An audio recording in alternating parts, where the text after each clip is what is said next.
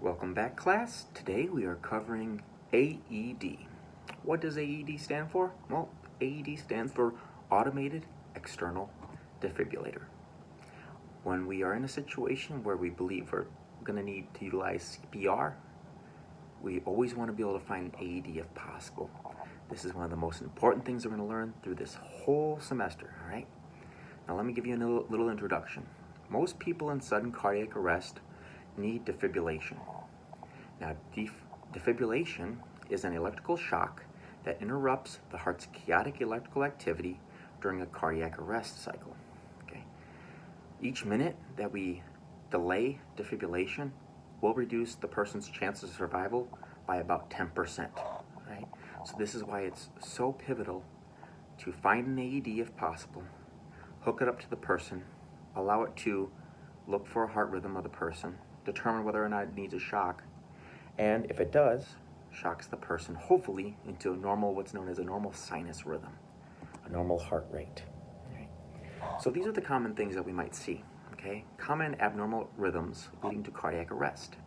These would be like a ventricular fibrillation, which is also known as VFib, or ventricular tachycardia, VTAC. What you might say is that the ventricles, which are the two lower chambers of the heart, these are the ones that are pumping blood to the pulmonary system and to the systemic system in order to oxygenate the blood and send oxygenated blood to the rest of the body, okay? In that case, the lower chambers could be quivering, okay? Ventricular fibrillation. They're just sitting there quivering, not getting a true pump going on at all. Then there's ventricular tachycardia. Now this is where we have an extremely fast heart rate where the ventricles do not pump up completely to actually forcibly pump blood to the entire system and the lungs. And these heart rates can be well above 200 because they're just doing very minor little pumps. Either or is a horrible situation and defibrillation is required. Okay. Now, the AED, okay, these are very universal. It really doesn't matter which brand you use. They're very self-explanatory when you really pull them out and look at the parts. Now, if you're at a location that has a defibrillator inside of a mechanical box, if you open that door, a signal is going to be sent off to the security area, and they're going to be notified that this item is being in use. So they are immediately going to send their team wherever you are or where that location is, and or even call 911 already. So if you're going to utilize a defibrillator, okay, when you send somebody to get it, you say somebody call 911 or you call 911 yourself, have them bring the AED and call 911 so it's both covered, all right? And a first aid kit is always useful too. So let me tell you a little bit more about that AED. The AED, like I said, it's very universal, whichever one you utilize, very self-explanatory. It's going to be a device that analyzes the heart rhythm. And in order for it to analyze the heart rhythm, we have to first attach the pads correctly to the person and turn the machine on without touching the person, right? If we touch the person, it could register a very false heart rate, right? And it won't authorize a shock. So never touch the person while the machine is in operation, per se. Now, once it says it's okay to deliver a shock, you have to press a button to deliver that shock and make sure everybody's staying clear because, again, if you're touching that individual, you're going to get shocked. But it's going to deliver a shock if needed to disrupt that abnormal rhythm to get a normal sinus rhythm, that looped up that we're looking for with a normal heart rate. Again, we're going to use this as soon as possible, so we will delay CPR to utilize an AED. That's one of the only times, besides, you fear that you're in a unsafe location, you have to move that person before you give CPR. This is that key pivotal time where we would delay CPR to hook up the AED immediately if it's on hand. CPR is only stopped during this time. So we got a scenario. Let's just make this up. Say you are in a class, a real class, not this one, and your instructor collapsed from cardiac arrest right in front of you. Well, at IVCC, if this were to happen, luckily around the whole building, there are AEDs to be found. So you or somebody that you could tell would run and get the AED. Hopefully they bring a first aid kit at the same time. While you're doing the ABCs, you've done check, call, care, you're doing your ABCs, airway, breathing, circulation, look down the body for 10 seconds, you notice that there's no breathing, your buddy walks into the room with the AED, you don't even give CPR, you hook that AED up immediately, all right? Here's a little scenario for you. Every year, thousands of people die of sudden cardiac arrest. She's unconscious. Go to the front desk, call 911 and bring me the AED. Following the links of the cardiac chain of survival can help save lives. The sooner 911 is called, the sooner advanced medical care will arrive. Early CPR helps circulate blood that contains oxygen to vital organs. Most people experiencing sudden cardiac arrest need an electrical shock called defibrillation. Continue CPR until an AED is ready to use. An AED, or Automated External Defibrillator, is a portable electronic device that analyzes the heart's rhythm and determines if an electrical shock is needed to help the heart restore an effective rhythm. Most AEDs can be operated by following these general instructions. Turn on the AED. The AED will tell you what to do next. Press pads firmly to patient's bare skin. Make sure the person's chest is bare and dry. Use a cloth or gauze pad to dry the person's bare skin where the pads will be placed. Remove the pads from their packaging. Carefully peel off the backing from one pad and place the pad on the upper right chest. Test question, upper right, left side. Place the other pad on the left side of the chest. Plug in the connector to the AED if necessary. The AED should start analyzing the person's heart rhythm. Analyzing heart rhythm. Do not touch patient. Analyzing. Do not allow yourself or anyone else to touch the person while the AED is analyzing. During shock, move away from the patient. Make sure that no one, including you, is touching the person. Press red flashing button to deliver shock. Shock delivered. It is now safe to touch the patient. Start CPR. After a shock is delivered, or if no shock is advised, give about 2 minutes or 5 cycles of CPR.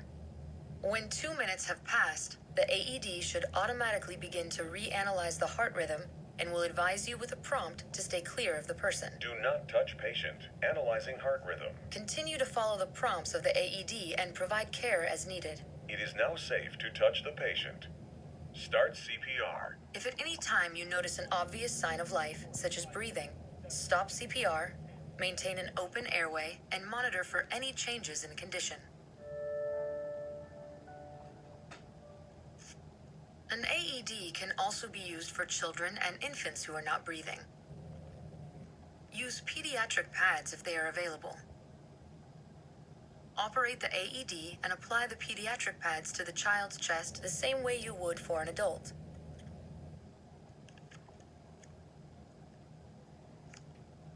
Again, upper right, left side of chest. Do not touch patient. Analyzing heart rhythm. Analyzing. Everyone stand clear. For a small child or infant, the pediatric pads may be too large to fit on the chest without touching each other. You may need to attach one pad on the center of the chest and the other on the back between the shoulder blades. Never let the pads touch. This is your other option. One pad on the front, one pad on the back between the shoulder blades. Here is how you would work with a second trained responder when using an AED. One responder continues CPR while the other prepares the AED. This is another example of how CPR and an AED work together as links in the cardiac chain of survival. One responder continues CPR while the other attaches the AED pads and operates the AED.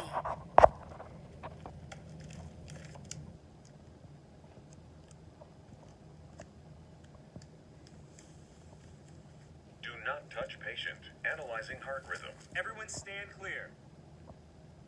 Preparing shock. Move away from the patient. Shock advised. Everyone stand clear. Press red flashing button to deliver shock.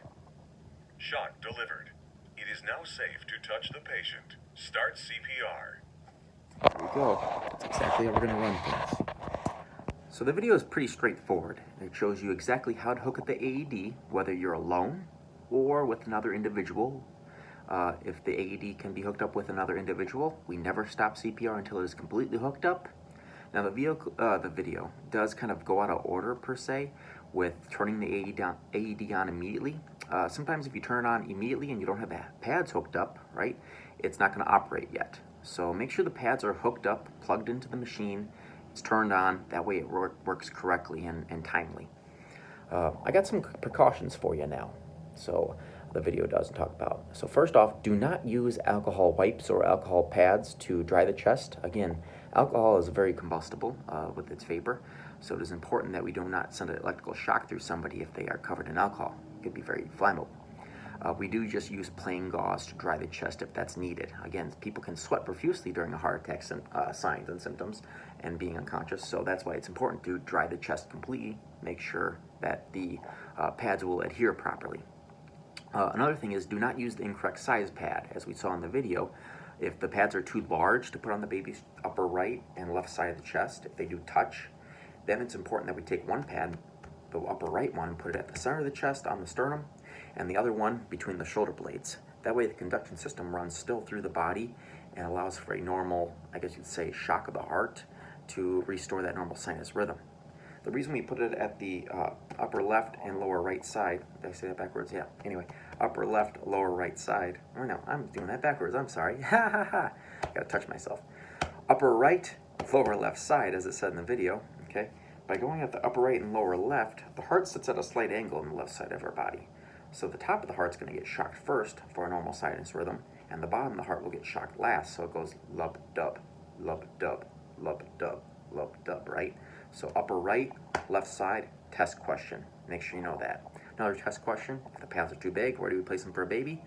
Center of the chest, between the shoulder blades. Another test question. Do not touch the person while the AED is analyzing the heart rhythm during, before, and or after during defibrillation until the machine says resume CPR or to check the victim, right? We don't want to cause a false positive on a heart rate so that it doesn't authorize a shock when it's supposed to, and we don't want to get shocked as well during those processes of it sending that electrical impulse through the person to restart their heart. Also don't use this around anything flammable or combustible materials, or obviously in a moving vehicle or anything moving at all. Again, the person needs to be on a firm, flat surface. Any kind of vibrations could be sensed as a heart rhythm. Other things then too, don't use it when the person is in contact with water. So we need to dry the person off very effectively. Like if the person's laying in a pool of water, right? Very dangerous. We need to drag that person away, dry them off, and adhere the pads to the upper right, left side of the chest. Now, be sure that you remove any wet clothing too as needed. So you might have to take the person's entire shirt off. And then also, like I said, dry the person's chest and attach the pads. Now, if it is raining, try to shelter the person as much as possible and ensure the chest is wiped dry. Because minimizing delay of defibrillation to provide a dry environment may not be always the best case scenario. Try to use a temporary drier environment, either by shielding the person from above them while it's analyzing the heart rhythm, or if you can get to that, sheltered area, best case scenario. So quick is key. Remember, every 10 seconds of delay diminishes that person's chances of survival. Every 1 minute, every 1 minute delays their chances of survival by 10%. There we go. A couple more do nots. Do not use on top of a person's medical patch. So if they have like a nicotine patch or something like that, or whatever it is, pull that off so that way it does not adhere, the pad adheres directly to the person's skin and not to that item. So use a gloved hand, because again, there could be certain kind of medications in that could get into your body. And then take that pad off and put the new actual AED pads on. Do not use it within 6 feet of any kind of device like a radio or a phone. So if you have your phone set it to the side a little bit and utilize the AED, it can disrupt the signal sometimes, is what they're saying. And then also do not use directly over a visible or known implant device like a pacemaker. So if you know or can tell that that person has a pacemaker, simply enough, just move the pads to a position where it's not directly over the top. That way that conduction system can still work and not fry that piece of equipment. Some other things then too. If a person has hypothermia, right, we are still going to remove any wet clothing and dry the person's chest, right? But while CPR and AED use continues, try to protect that person from further heat loss. So if you have blankets or some kind of cloths or whatever it is, cover them at least from like their lower chest down to their lower body. And if you want to put something over their shoulders, to keep them warmer, that's great. But we're still going to have that chest open so that we can apply the pads and give CPR if necessary. we never we never withhold AED or CPR to rewarm the person. That's always our secondary purpose. So CPR, AED, restarting the heart, circulating blood is key. Secondarily, warming the body. Never shake the person also. This is not going to help. A couple other things for precautions. If the person, for instance, has excessive hair growth on their chest, they're a real burly man per se, or lady, but a man, okay? The main thing is that we're going to press the pads firmly onto the chest first and foremost. But if the hair is extremely excessive, the great thing... Now back to that excessive chest hair. Sorry, I had a little phone call I had to get to, so the video stops. Check the pads. Make sure they are truly placed correctly and that they are adhering. Now, if they are not adhering, we can always take them off and try to use maybe that backup set of pads that's in the kit. But at all costs, we want to protect that key set if there is no other set of pads. So if we do see that excessive chest hair, look in your first aid kit I was about to mention. You should have a razor in there. If you don't have a razor, I recommend putting a cheap one in there, because in case you might have to shave the chest hair to expose enough skin to directly adhere those pads to the upper right and left side of the chest, right? Last case scenario, you can always take your hands and grab the hair and rip it off as hard as you can. If that doesn't wake up the person, I don't know what will. Hopefully the AED. But, that's like your last case scenario. I would not recommend doing it, okay? That's just a joke. But heat of the moment, you got to do what you got to do, I suppose. Now, a metal surface is absolutely safe to use as long as the pads do not make contact with that floor. So a lot of industries, they have like dock plates, and the person might fall on a dock plate right there, and it's a metal surface. Well, you can go ahead and still apply the AED pads to the person, just make sure they do not touch that metal surface. So a baby, right, on a metal surface, and we got to put the pad on the back, doesn't make sense. We'd want to move the baby off the metal surface in that accord. And then last but not least, do not place pads directly over jewelry or body piercings. I know this is kind of the thing. People will pierce right here on their skin or on the nipple. By chance, there's a possibility that if that pad does touch that item, we want to remove that item, get it out of the way, keep it safe. So don't place them directly on top of any jewelry. We saw the video, so that's going to put it all together for us. Now I'm going to go ahead and cover a quick scenario or two for you and let me know what you think. A construction worker is loading wood onto a front-end loader. The construction worker starts feeling pain in his chest, and he collapses. Several workers nearby see what happens and head towards the scene, but do not know what to do. You are in the office, on your way out of the building at the time of the crash. You grab the first aid kit and quickly approach the worker. The scene appears to be safe. You do not suspect a head, neck, or spinal cord injury. An AED is available, though. You are the only one trained in adult CPR and AED. So, what do? So it's pretty obvious, right? We never withhold AED. Since we have it, we're going to go ahead and hook that up immediately.